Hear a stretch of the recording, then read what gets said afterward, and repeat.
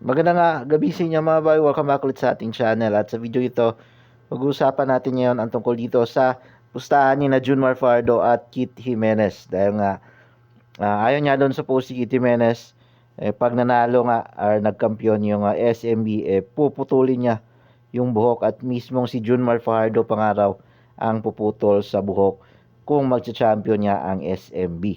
At nag-post nga kahapon or nung nakaraang tama kahapon, itong si Kit, kung ngayong araw na nga ba, puputulin ni Junmar Fajardo yung kanyang buhok. And dahil nga nagkampiyon kanina lang yung SMB, nagtrending nga itong post ni Kit Jimenez na puputulan na nga siya ng buhok dahil sa pagkampyonato ng SMB sa Commissioner's Cup. So abangan natin yung maging video ni Kit Jimenez tungkol dito kasi ayon sa kanya, kung sakasakaling matutuloy yun, i-videohan niya raw o gagawa niya ng vlog yung pagputol ni Junmar Fajardo ng kanyang buhok.